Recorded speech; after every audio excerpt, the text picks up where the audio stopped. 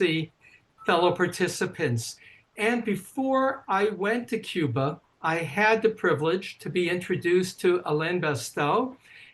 Only spoke then on the phone, and the story that you're about to share, Alain, made a very big impact on me as the story of somebody born and raised in Cuba, in Havana, who risked it all for freedom.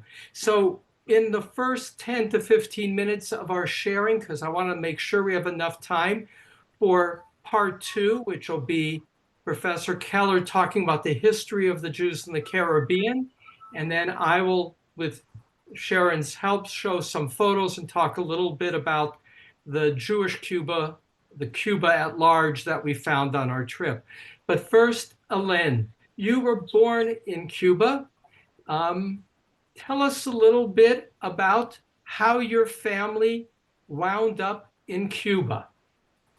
Okay, well, again, my name is Alain Bastow, and was born in Havana, December 25th, 1969. And my family immigrated to Cuba from my mother's side, from what we call today modern Catalonia, we call Catalonia.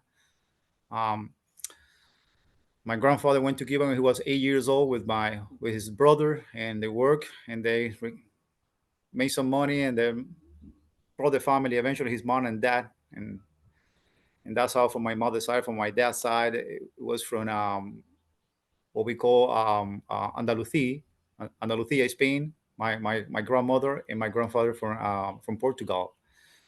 So that's how the family started in Cuba, and they went there in the early 19, I think in 1915, 1920, they immigrated to Cuba.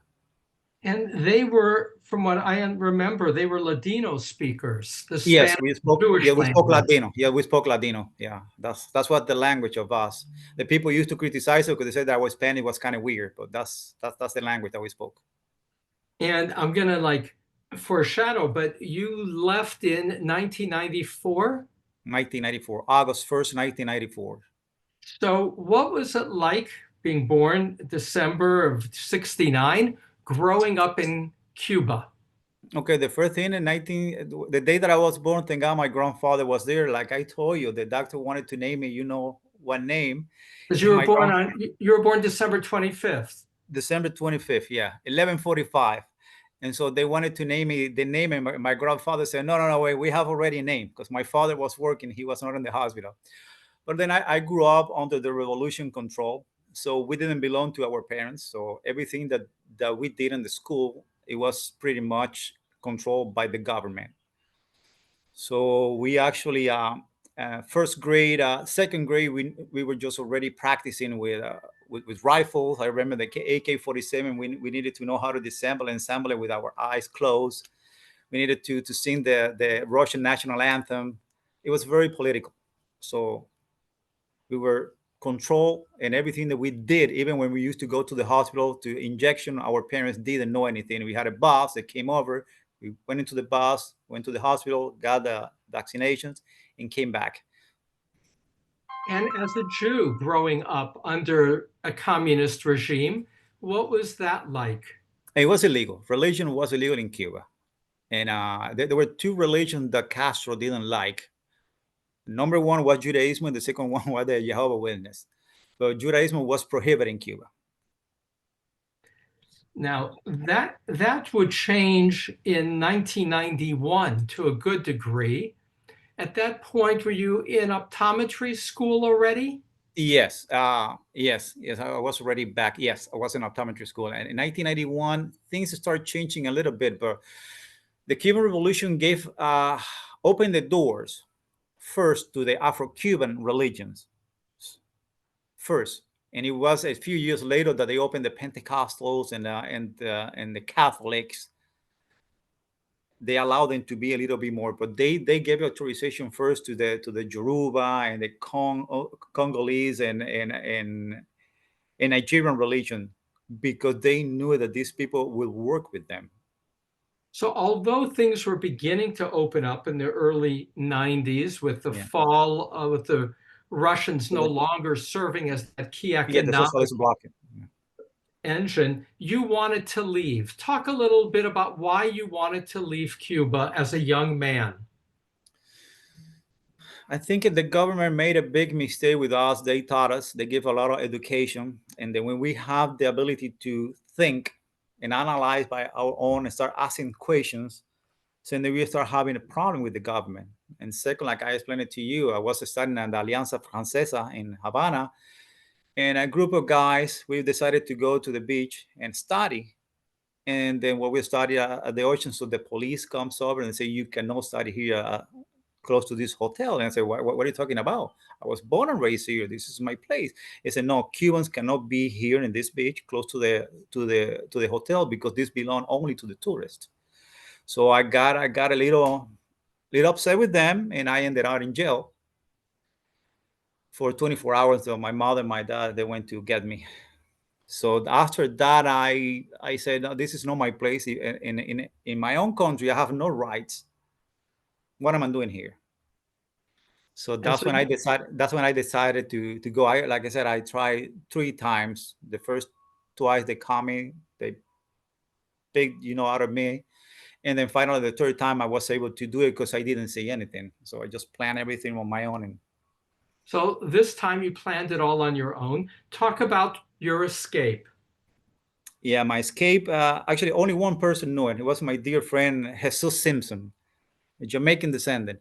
So I bought an inner tube. I bought a few fabrics.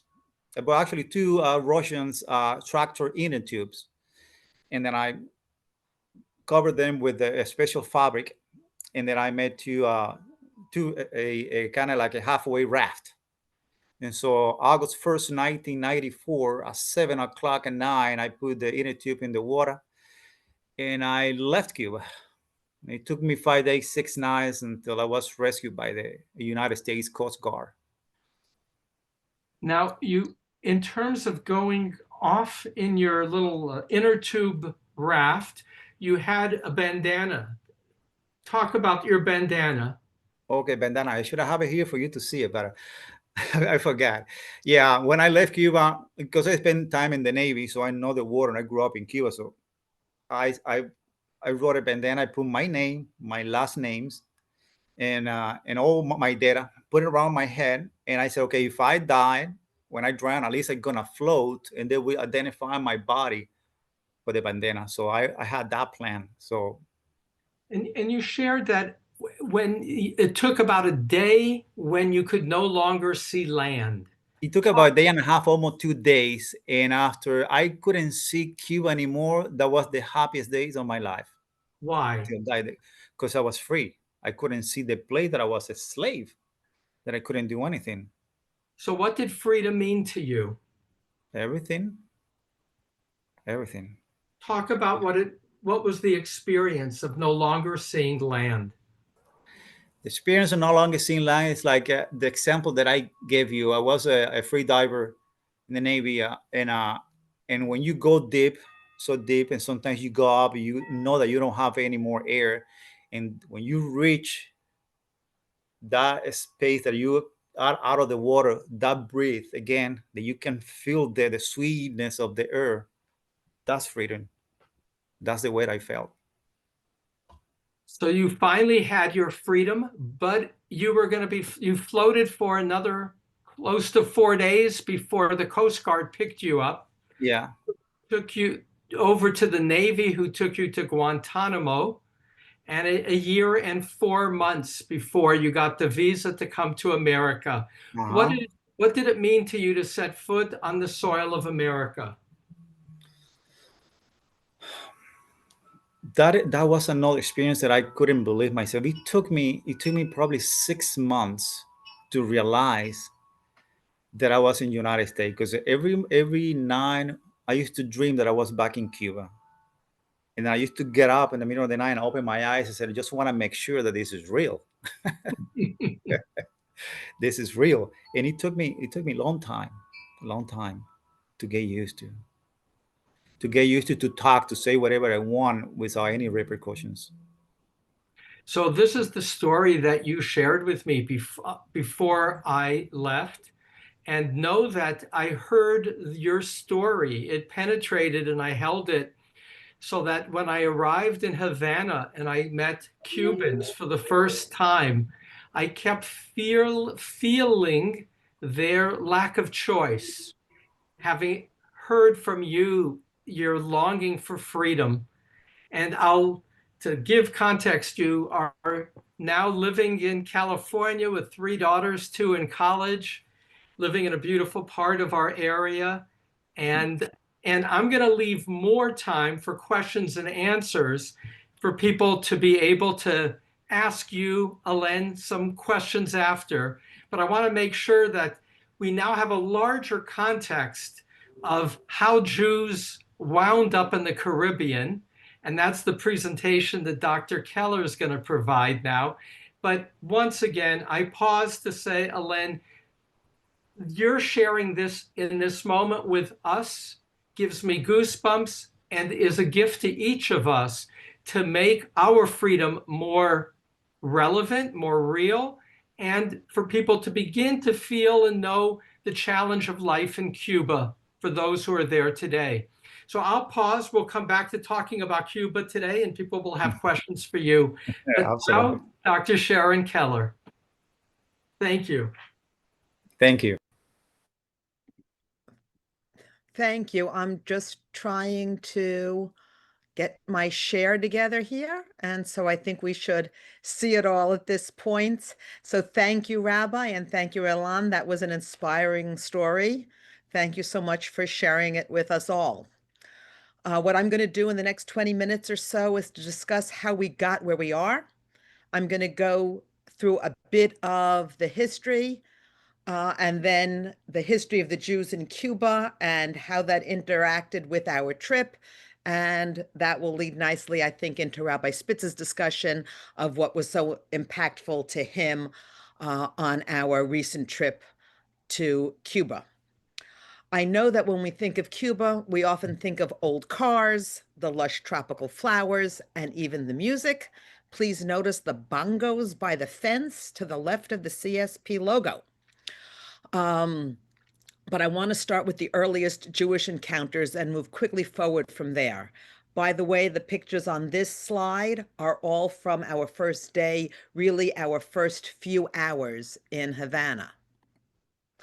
Our story starts, as many stories of Jewish immigration do, with the expulsion from Spain during the Spanish Inquisition. The image here is a medallion struck to commemorate 500 years from Columbus's sailing from Spain. On the bottom of the medallion on the left, we have Columbus's famous first diary or logbook entry, quote, "After you expelled the Jews, your majesty sent me with a fleet," close quote. And on the back of this medal, we have the person about whom we are going to speak, Luis de Torres. And here we see him interacting with the Arawak people when they first landed. They're the indigenous people there. As you can imagine, much, if not all, of this early history is shrouded in speculation and supposition. So please allow me the conceit that this is at least partial history rather than mere conjecture. Of course, this all starts with Christopher Columbus, and we are not going to discuss his ethnicity nor the purpose of his voyage. But what we do know is that there were a number of Jews who had a hand in this voyage. Among them was Luis de Torres. He was born in Spain as Yosef ben Halevi Ha'ivri, and due to the edicts of the Inquisition and the decree of expulsion, he converted to Christianity. However, he was chosen to be Columbus's translator because he was fluent in 6 languages. Those languages were Hebrew, Aramaic, Arabic, French, Spanish, and Portuguese. Many believe that he was chosen because of the Hebrew, because it was Columbus's intent to travel to the Far East, and having a Hebrew speaker would allow him to conduct business with the Jewish merchants in Asia. 3 months after the boats left Spain in November of 1492, the Santa Maria halted by the shores of the island of what is nowadays Cuba. It was told that Columbus sent to Torres and another Spanish mariner, whose name I cannot pronounce, but I can I can try if you promise not to laugh at me, Rodrigo de Juarez, to explore the interior of the island. The two toured the island, it said, for a few days and made contact with the indigenous population. The indigenous people taught them how to have a good time by smoking dry leaves with a special scent. They saw the natives lay special plants on palm leaves and dry them until they looked like and felt like paper, and then light them up and smoke them. De Torres tried one, and it is said he became the first European to ever have smoked a cigarette or a cigar. There are many legends about de Torres and about the conversos, or secret Jews, who Alain referred to as Marranos, but we try to use the word converso instead. But as you know, most of that early history is unrecorded, and therefore we don't really know for sure, but we do know that many of them ultimately immigrated to Cuba. Just a word about the pictures that I'm going to be showing. I'm privileging the people that I show in the picture as those who were wearing CSP hats during our trip, so you might see some people frequently. And for the record, I was wearing my hat too, but I was mostly behind the camera. You're supposed to all smile at that. This picture is from our lunch on the first day, and it sort of sums up the history of the Jews in Cuba. The book is the Jewish book of the Zohar. It's upside down, and it's crowned, shall we say, with very Catholic statuary and symbols. Nothing is straightforward, and nothing is clear and simple, starting with the history of the conversos, the so-called crypto-Jews that we assume to have come to Cuba as the Jews are forced from different Spanish and Portuguese territories during the Inquisition. It's assumed that they often lived openly as Catholics, but secretly maintained their Jewish faith and traditions. But because they were doing that in secret, they gradually assimilated into Cuban society. There are some scholars who maintain that Fidel Castro had crypto-Jewish heritage through his grandmothers, and it is said that he often repeated the claim as well, including that as a boy he could not support Hitler, Franco, or Mussolini because they were anti-Semitic, and he could not be, quote, against the Jews, as he was one himself. Just to be clear, I have no thoughts on that at all.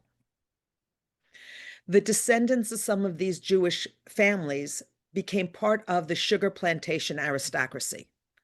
And FYI, this is a sugarcane press, and some of us worked on turning it to press sugarcane juice. You know, you move it sort of like that around in a circle. The first sugar mill built near Santiago was built by a man named Hernando de Castro, and it said that he too was a converso, and he is considered a pioneer of the sugar industry on the island. Over time, the Jewish traditions of these converso families faded, but some of the aristocratic families maintained their family myth of Jewish ancestry. And as you can imagine, as I said before, we don't have a lot of verifiable, really no verifiable information from that period. Our first permanent Jewish community in Cuba was established in 1898 after the Cuban-American Spanish, you put all those names together, Spanish, Cuban-American, Cuban-American, Spanish, whatever, war.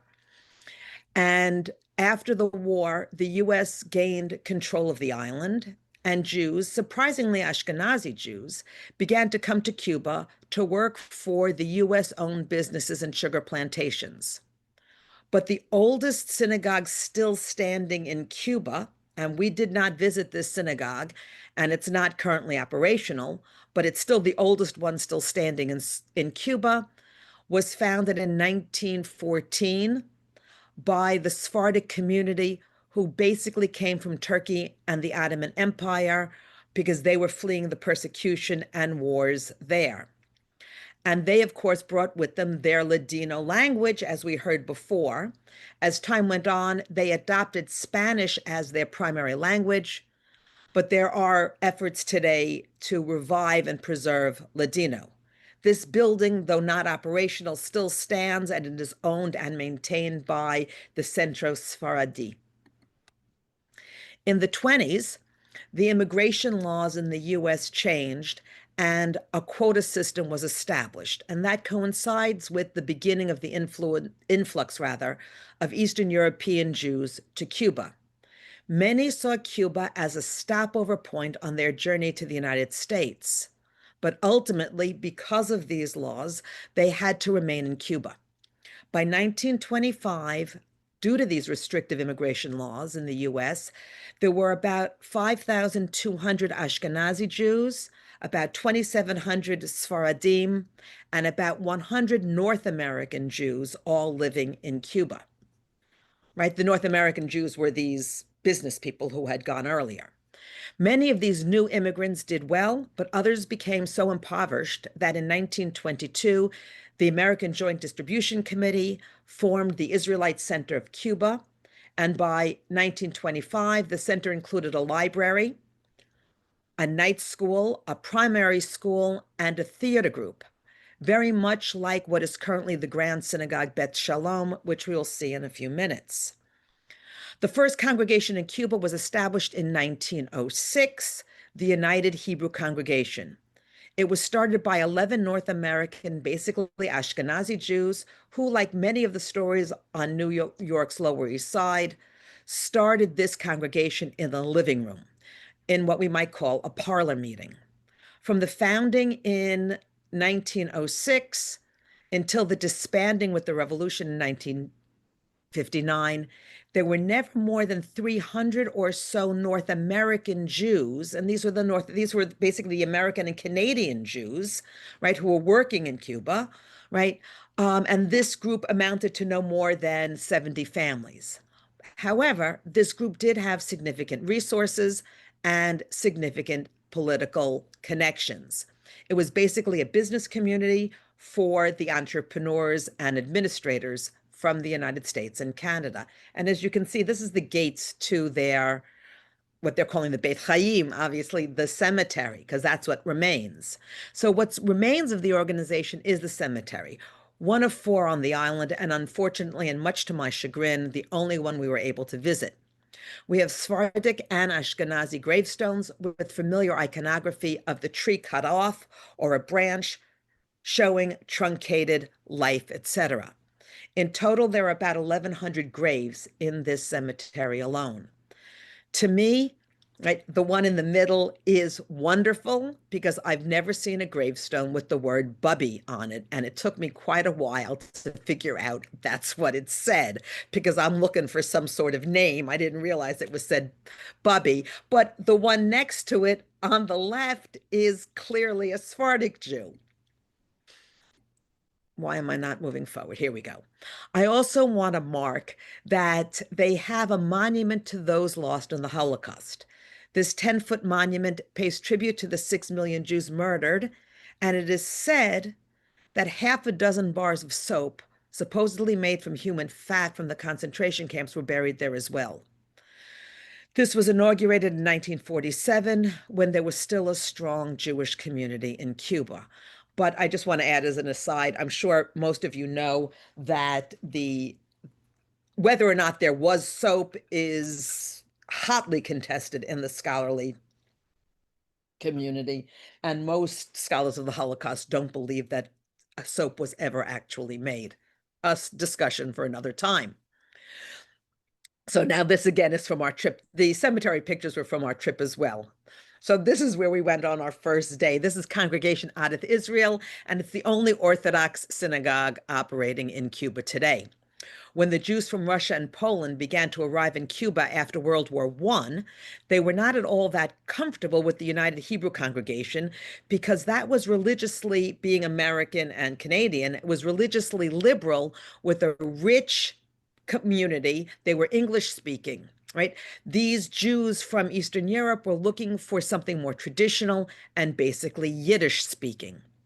In 1923, a Polish immigrant started a minyan, very much like they did with the United Hebrew Congregation and everywhere else, in his living room.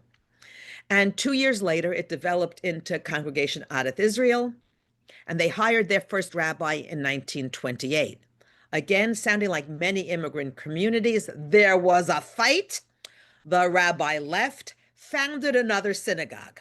You know how that works. Synagogue split. A few years pass, they merge again.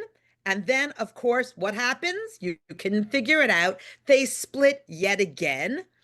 And what is now the new synagogue, this synagogue that we have here, was established. The cornerstone for this building was laid in 1956, and the synagogue was opened in 1959. Not really a good time to open a synagogue in Cuba, at a cost of $100,000. And according to Dr. Google this morning, $100,000 in 1959 is about $1.1 million today. Not a lot of money to build a synagogue. It has a 600-seat sanctuary. And please notice over here at the top of the aron, we have a cat. And when I texted this all to my friends, they all shot back, oh, look, a chatul tamid rather than a ner tamid. So this is the beautiful 600-seat sanctuary. And at the time, they had a women's gallery above, now not used at all. But on the main floor, they do have a mechitza. I know Joel's not wearing the CSP hat, but he was in the picture, couldn't do anything about it. And the mechitza is gorgeous. This is new to the synagogue, relatively speaking. The building also has a chapel, which is where they now hold their weekly services. On the right is the old memorial board. And I just love it. It's just, everybody has to have their memorial board. But what is most fun to me was a sign on the other side wall, which asur ledaber b'sha'ah hatfilah v'kriyat haTorah, which translates as it is forbidden to talk during the prayer, meaning the Amidah, and the reading of the Torah. And as they say, the more things change, the more they stay the same, because Lord knows, at least in my community, everybody isn't silent during these talks, during these times rather. And Rabbi Spitz will attest to that, because we were chatting when he was in services in my shul just before Pesach. Okay, and his wife as well. So Linda, Rabbi Spitz and I were chatting when we shouldn't have been. There are two other main, if you can call them communities in Havana, the liberal and the Sephardic. And this is the current Sephardic center, and it's also the senior center in Havana. Notice here the symbol of the United Synagogue of Conservative Judaism, because this was at one point affiliated with the conservative movements. And again, this building is from the 50s. It was started in 1957, and worse, it was completed in 1960. Originally, there was a sanctuary that had 726 seats. Weird number, but that's what it had. But that's not currently in use, and it's rented out to a band. And they were very loud when we were there, but it was a lot of fun. And this small chapel is used for their occasional services. You can see the Schultzes there with their CSP hats. But they do have remnants of earlier iterations of their community and the davening space. I took a lot of pictures of a lot of chairs, but this one is wonderful because notice the Magan David on the bottom of the chair. And they're also Jewish images in the chair, in the back of the chair as well. And they're punched and as a form of decoration. It's really quite interesting. And of course, these marvelous lights, which are very much like the lights on the Lower East Side. They're a specific time period of light, right? So this is earlier iterations from their davening space. But in addition, this building also houses a gym and the sanctuary, which I said, which is rented out as a rehearsal space, and two other important aspects of the Sephardic Center are the senior center, where the Jewish and the regular pieces of the community gather for lunch. That's Lydia's, for those of us who know her, that's the side of Lydia's head. I'm just trying to get as many CSP people in here as possible. So community members gather for lunch and for socialization. You see the domino game that was stopped so they could all have lunch. And this is the lunch we were served. And yes, of course, the food we were served was kosher. The other part of the building has the Holocaust exhibit, which is large and it's very interesting. And it's a pictorial history of that horrible slice of Jewish history. I don't have time to go through everything. I'm just picking highlights, as you can tell. The main synagogue of Havana is Beth Shalom, also known as El Patronato. I don't pronounce Spanish well. And it is the liberal synagogue and the largest congregation and community center. And just as the Sephardic Center, it was at one point, and it might still be, though I don't know, affiliated with the United Synagogue of Conservative Judaism. It too was founded in the 50s, 1953, the building, and the center also has two buildings, which includes a 1,400 book library, which we saw in the midst of a blackout, so we couldn't really see the whole thing, but I gotta tell you, my flash did a damn good job. And there's the back of Linda Spitz. The center also has a local federation and a pharmacy, which provides medical supplies, not only to the Jews, but to the community at large. Okay, notice here on the door, I have another picture of that in the next slide. It's a hostage poster. This is the social, and here we have it here. This is the social hall where we had Shabbat dinner. And it hosts a reminder of the current situation in Israel. The young people who are involved in this center are very involved as keeping the hostages and the horrible situation in Israel as a prime focus for themselves. Of course, there is a beautiful sanctuary with a balcony, that's this space, now unused above.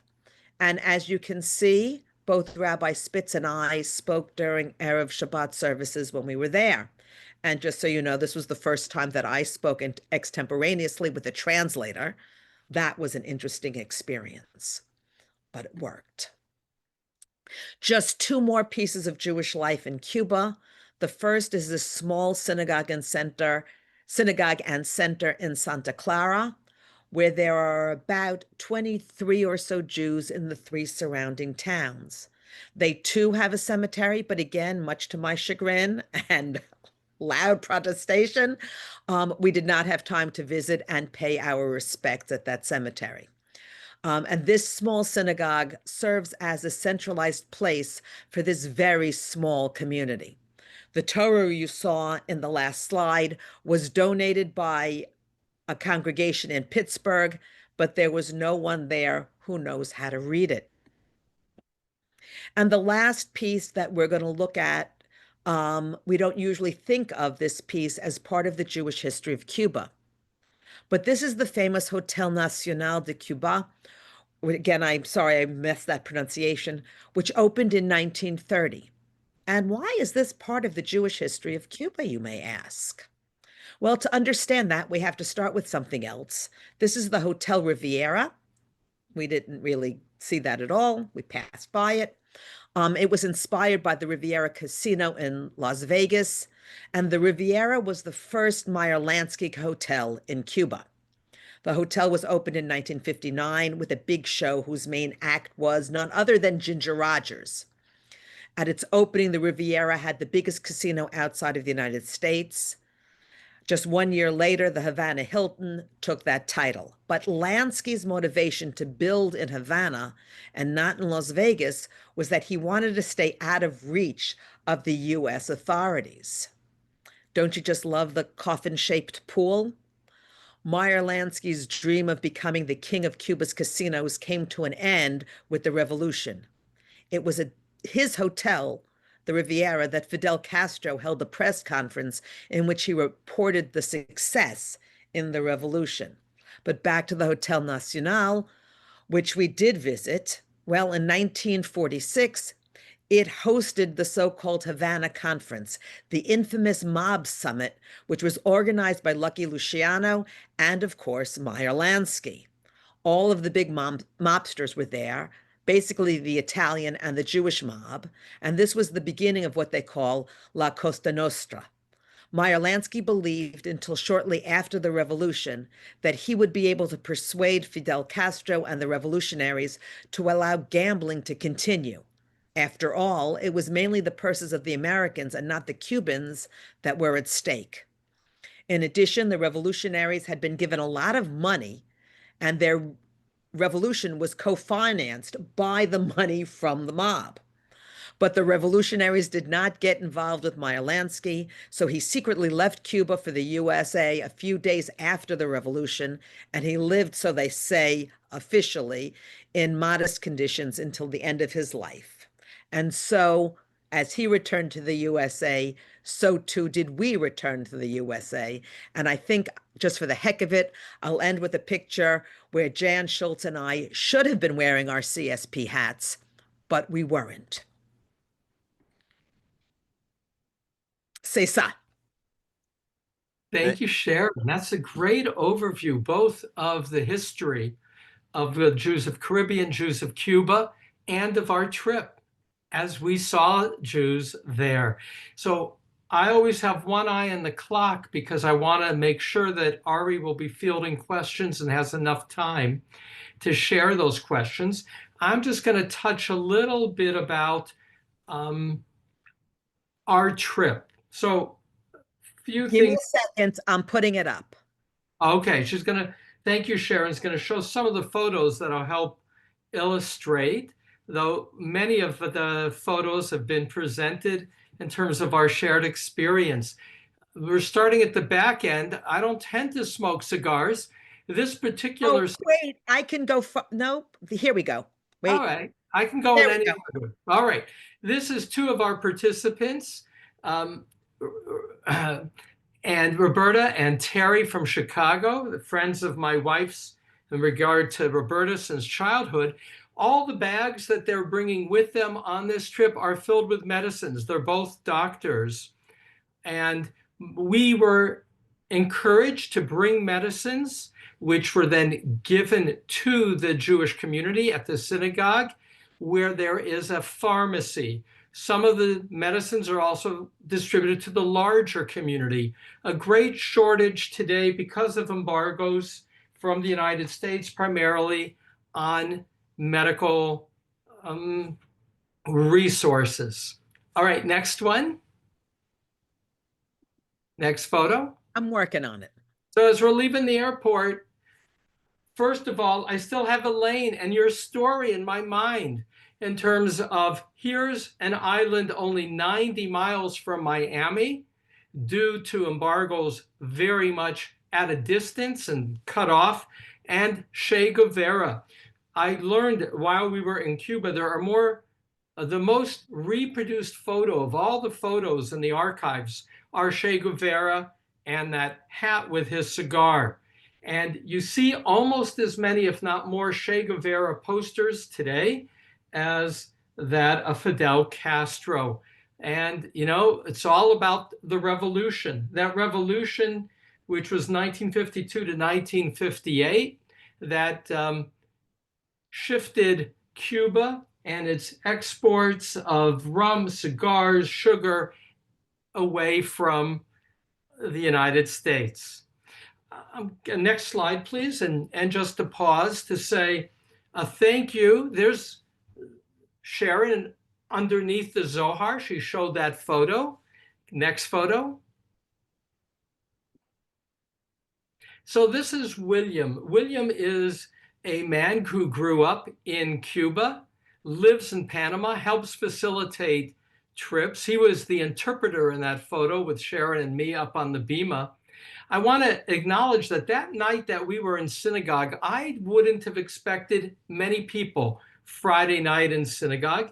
The synagogue was full, and it was about half locals, maybe a little more, but there were, in fact, 4 different groups. A group from Denver, a group from New York City, a group from the Joint, from Florida primarily, and us, with some people from around the country, but largely from California. And it was heartwarming, one, to see so many American Jews coming to Cuba with medicines, with money. That money was essential to help the Jewish community with the meal that Sharon showed in the community center, enabling people that a doctor earns $35 a month, average worker $25 a month, pension $15 a month. The economic situation in Cuba today is extreme. The blackout that Sharon mentioned is not uncommon, shortage of diesel fuel, and people are quite constrained. I want to acknowledge 2 people, Ro Gruber, who has been the motivator for me to go in our group. She has helped organize trips, and among her first trips that she organized more than 20 years ago, had a participant named Stan Falkenstein, who lives in Los Angeles, and he's created an organization called the Jewish Cuba Connection that is an opportunity, if you go to their website, to donate money that is then sent to Cuba for food for the Jewish community. That's the Jewish Cuba Connection. William lives in Panama. When Ro Gruber went 20 years ago and visited with her daughter Daniela, who was on our trip, helped leading our trip, there were 20,000 Jews in Cuba. Now there are about 600 to 800, according to William. And what surprised me, next slide, please, is how many young people still do live there. That's where, again, the center is, where we did salsa dancing as one of our activities, led by 20-somethings. But more, they also help lead services. And there is a Sephardic mentor living in Havana who had trained young people to lead that Friday night service, and did so beautifully with melodies that were familiar to us coming from the United States. Next slide. There we are. That's the same one. There we are up on the bima with the young people, to our surprise, having conducted services. Next one, please. And here's a little taste of the pre-revolutionary Cuba, the days of the mob. And that is a show called the Tropicana. Sharon and I shared that along with others, and it was phenomenal. I'll pause to say, on Broadway today is the Buena Vista Social Club, which last week was nominated for 10 Tonys. One of the things that I so enjoyed during our trip was the music of Cuba and the dance, a people that has that quality of distinctive Caribbean joy as part of their culture, despite the economic and political woes. Next slide. We're going to go through this quickly. We also traveled a full day out of Havana. This is what you see along the way. Modest life, but colorful. Next. We wound up at a resort, and this particular resort in Trinidad in the peninsula is, again, another side of Cuba.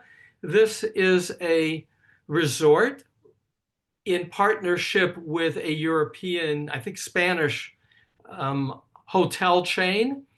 And it was a reminder of the beauty of Cuba and the missed opportunities that come with tough political realities. Next. There's Sharon and my wife, Linda, all smiles. And I'm in my hat. And the CSP And hat. I'm in my hat. And do know that Ari does give an award each year for where the CSP hat is worn. And I think there's going to be a lot of contenders from this trip wearing that hat, and whatever the prize is to be shared. Is that the last of my slides? The cigars. I am not a cigar smoker. In my teens, I would smoke cigars sometimes to be cool, and they were not the quality of this Monte Cristo.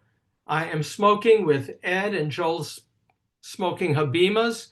High quality. It's a whole other kind of cigar experience. Not that I look to continue to smoke cigars, and we were not allowed to bring them back with us in our suitcases, such as the nature of embargo. So to pull this together, it was a great privilege to be in Cuba, to meet the Jewish community, to be aware of their great challenges, and to be able to make a difference. I showed at the first slide Terry, who is an endocrinologist, with my wife Linda, helped bring a lot of insulin. A 9-year-old boy, not Jewish, 2-year supply, with him being able to teach the family how he could manage his diabetes. And I just, again, thank Ro, Gruber, all the participants on the trip. There will be other opportunities, both with Ro and others. Again, Jewish-Cuba connection. If you're moved by what we have said, opportunities to make a difference. With that, I'll stop because there is so much more to say, but I want to have some time for questions. Thank you, Sharon. You helped give enormous context. Alain, you made it real with your own story. Thank you. So we have a few minutes left. Questions. I'm going to get through as many as we can. Let's start with Alain. So Alain, we opened with your story, but people wanted to hear a little bit more about your Jewish experience in Cuba and how you learned you were actually Jewish.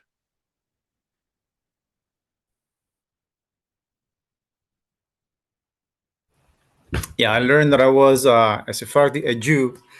Actually, when I was, I think between the age of 12 or 13 years old, I was, because I was born in Havana, but my family are from the side of Cuba that we call the country, the Oriente, really close to Santiago, far away from Havana. So and I was with my father visiting my grandpa, and I saw my grandpa was putting something on the head, and I asked my grandpa, "What is that?" And my grandpa replied, "It's a weapon." It was a tefillin. So that's why they used to put the tefillin and doing all these things, hitting. So my family didn't want anyone to know that we were Jews. So I was between the age of 12 and 13 when I learned that I was a Jew. And another question about your family is, so, are you, we assume you're in touch with your family that's still there. And what do they tell you about life in Cuba? Life in Cuba is really, really, really bad. My mother still lives in Cuba. I have a sister that escaped a week ago. Didn't want to say anything, but she's now living in Costa Rica. She made the transitions really, really good. So I talked to her today a lot. But it is bad. It is bad. And my mother eats because I send her money. So they don't have anything to buy in the stores, okay? Because in order to buy, you have to have dollars, but dollars now is becoming illegal for the Cubans to have it. So I have to buy, going to the internet at a website, it's El Mercado 23. So I buy the food from the Cuban government. It's already in Cuba. And then they deliver to my mom. But if you go to the places to buy grocery in Cuba, they don't exist, at least for the regular Cuban. But it is actually, my mother was crying the other day because she didn't have anything to eat. And it is really hard. Very tough. And thank you for sharing that. I think people want to know also about, like, how did you survive 5 days just floating in the water? I have water. I have a special salt, rehydrated salt that I mix because I was in the Navy. I had a lot of experience. So I mixed those bottles of water, But when they rescued me, I was weighing like around 100, 102 pounds. And my legs, they were full of holes. You know, it's not the big sharks that people are afraid of, the big animals. It's actually the little fish. Every day they come and pick you little by little. And at 2 or 3 days, your skin starts dissolving because you're not made to be on the water for that long. And then you ended up having a bunch of little holes. These little fishes eating you alive. And I know we touched over it, but you had a little more detail when I heard you in synagogue. Why did you spend a year in on the base in Guantanamo? I was rescued, but okay. In 1994, when I left August 1st, I was rescued by is a boat. The name is LSD 41. So when I was in the transition from that boat to another one to come to United States, so Castro opens the doors and told any Cuban who wants to leave Cuba, they can go. So and that was middle of August, and by the end of by the end of September, there were approximately 30,000 Cuba that left Cuba. So when I was ready to leave Guantanamo Bay, the general of the base said, I'm sorry, Mr. Bastow, but you cannot go because now 6,000 Cubans coming over here, and now he's creating a politic nightmare. So 30,000 approximately Cuba died escaping in 94 on the ocean, and we were around 35,000 to 40,000 in Guantanamo Bay waiting for our visa. They told us that we were never going to go and travel to the United States. So they asked us to apply to different countries. I was lucky enough that they gave me the paper, applied to Canada, Spain, and France, because I speak French. Because I learned that through my family. And then I was given the visa for the 3 countries. But because I was working with the CBs, Navy Department on the armed forces, so the general of the base said, you don't worry, because if someone is going to get a visa, it's going to be you, because I had a good behavior. So eventually, after a year and 3 months, I was given the visa to come to the United States. Your story is like a movie in one day. A real story, not made up, not like the life of Pi, but a real story. And so I'm hoping that we'll record it, and someone will write it, and you can share it. Some questions came up, Sharon, about your presentation, which is, did you know all about what you shared with us before your trip, or did you go on the trip and then put it all together to present it to us? I know a lot of stuff, but I put it together special for us.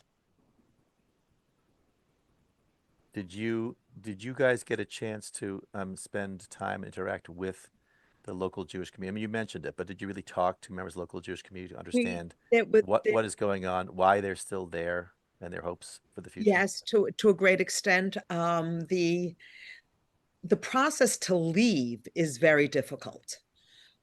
Because in order to get a visa, if you want to get a visa to the United States, let's say, you have to leave Cuba because there's no one at the embassy in the United States giving visas. So you have to leave Cuba, go somewhere else to apply for the visa, and then come back to get the visa to leave. You also can't leave Cuba unless they are relatively assured that you're coming back to Cuba. So you have to prove that you have family there, you have money there, etc. So you can't just pick up and go and visit. However, there is some, I wouldn't say a lot, but considering a lot of back and forth with Panama. The kosher food basically comes from there. The gentleman, William, who Rabbi Spitz spoke about, lives in Panama, and there's a large community there, and that's to a great extent where a lot of the resources come from. But we were also told that there's virtually no anti-Semitism at this point. The people who we met were very openly pro-Israel, wearing shirts, at least when we saw them, yellow, about the hostages or Am Yisrael Chai and the like. It didn't seem that there was any animus in that regard. And Rabbi Spitz, there was a question from the audience: is how was it easy to bring the medicine that you brought in with you? Were there any challenges in getting all that medicine? No challenges in terms of Cuba authorities. They waved everything through. It included taking some walkers in as well. So some of our people, a couple of our people had walkers as if they were using them to get them in. But bottom line, no problems getting in those resources. And those resources, for instance, William had an ear infection on the last night at our closing dinner. He had gone during the day to a doctor, but she said she did not have any antibiotics that she could give to him. So Linda knew, my wife, who's a doctor, who in our group had some leftover antibiotics that they wouldn't need going home the next day, and was able to give William the antibiotics for him to address his ear infection, which is to say, the country is closed off, in dire need of so much. And it was gratifying to feel that in addition to having an extraordinary cultural experience and exploration, we also were able to make a difference between the medicine, between the dollars. Each of us, $500 of what we were paying was going toward food for the Cuban Jews. That was gratifying. And for that, again, I thank Ro Gruber. The one challenge I think that was faced with the medicine, besides carrying it, which because it was heavy, one family donated a centrifuge, which was necessary and difficult to get in, but the insulin and the refrigeration. So there were some particular challenges, but there weren't challenges imposed by the Cuban government. I guess there's a question as to whether in the group, and I would have to find out from the group whether this was a one-time trip. Is this a one-time adventure? You go to Cuba and you help out, obviously, the way you can afterwards, or are people in the trip interested in going? Did people express interest in going back? Everybody I spoke to was talking, and even today was talking about going back because there's so much that we didn't see, so much of the Jewish community that, as I kept saying, the cemeteries that we didn't see. There's a lot of the Jewish community that I didn't include into the presentation, but there's another whole trip of the Jewish aspects of Cuba that we didn't get to. And so virtually everyone I've spoken with who was on the trip with us wants to go back in some other way. Yes. I've never been to Cuba, so it's on my list for one day. And Sharon, we'll go back and see all the cemeteries. But I will add, we were on the go and we did a lot.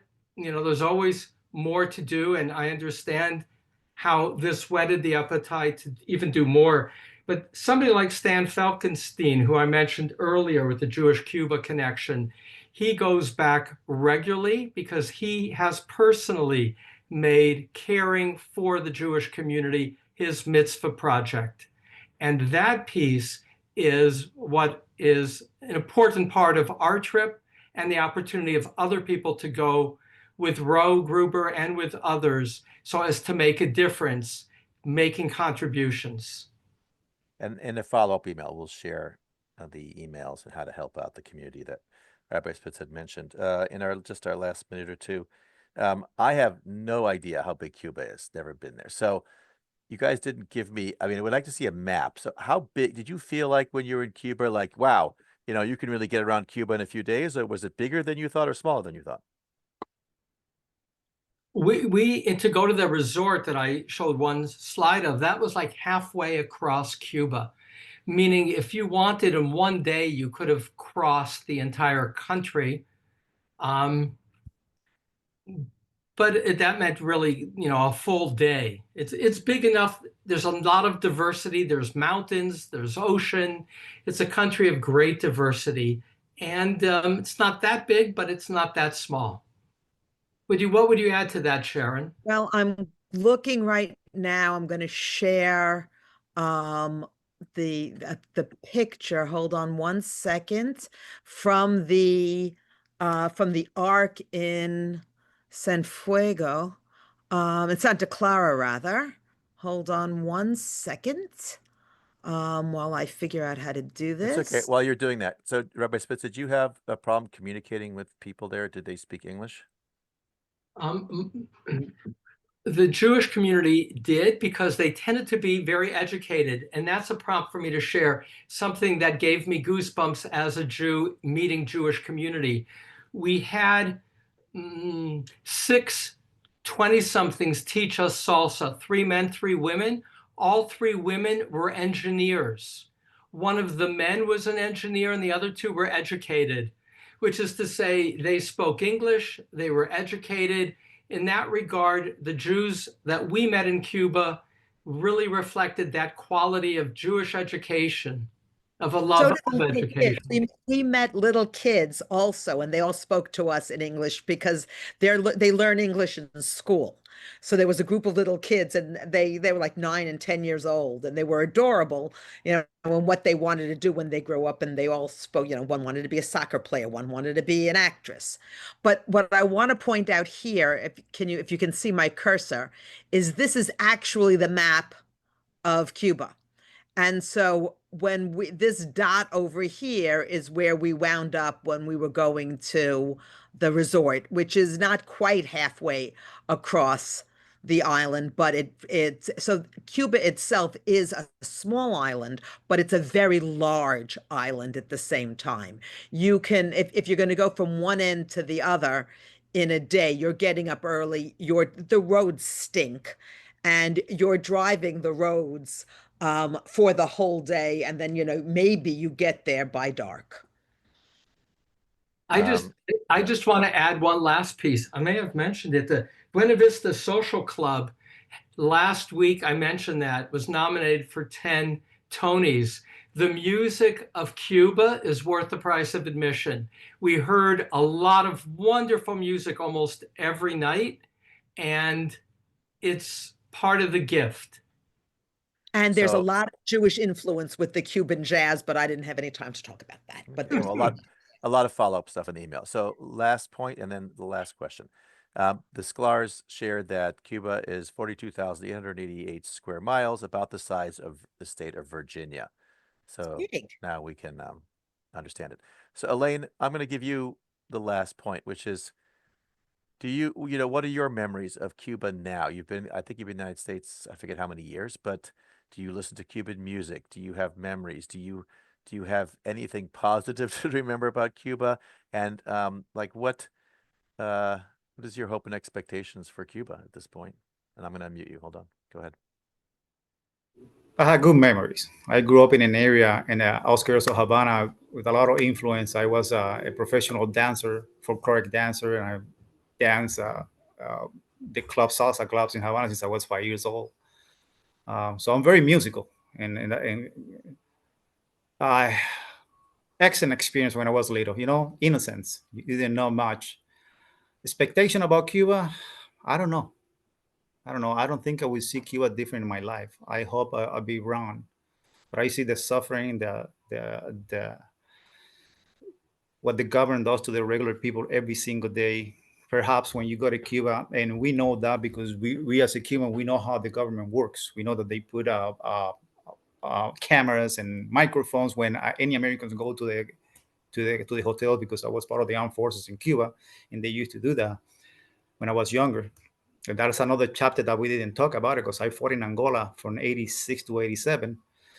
And I know how the government does. I hopefully would change. Hopefully the Castro influence will go away. You see, Alina Castro, the daughter of Raul Castro, yesterday came out and says a lot of anti-Semitism against the Jews in Israel, in which it was a big commotion in Miami. I hope it will change. I hope that I'm wrong, but the way that they are going. And by the way, when October 7 happened, the government did a demonstration in Cuba with hundreds of thousands of Cubans protecting and in favor of Hamas. That is something that perhaps you don't see here, but it's very helpful for us. Not only for the Cuban Jews, for the Cuban community. Well, that's not a happy note to end on. So I guess I'll try to Yeah. shift it a little bit to say, Elaine, thank you for sharing your story. My pleasure. At our synagogue and here. And I want to thank Sharon for putting together a great background and outline of of Cuba's history, and for Rabbi Spitz for sharing his story and his love now for smoking cigars. So now when I see him the back of the shul on a Sunday night when the stars are out smoking a cigar, I'll understand where he got that from. And I wanted to, congratulate everybody who went on this trip. I hope people will go on trips to Cuba and really help out the Jewish community there, and actually help anybody out in Cuba that they can help out. We will share the ways you can help out. I assume where's the biggest Jewish community from Cuba in exile? Is it Florida, or is it another place? I'm Florida, assuming Florida. Okay. Florida. So it's great that we can help by going there and bringing stuff like medicine, or not going necessarily, but still supporting. We'll share that in a follow-up email. Thank you all for joining us on this Mother's Day. Really appreciate it. Thank you for supporting CSP. Thank you. Take care. Elaine, nice talking to you and seeing you again. Pleasure. Thank you. Thank you, Bye, everybody. everybody. Hello, Fleischers. Bye, everybody. Bye-bye.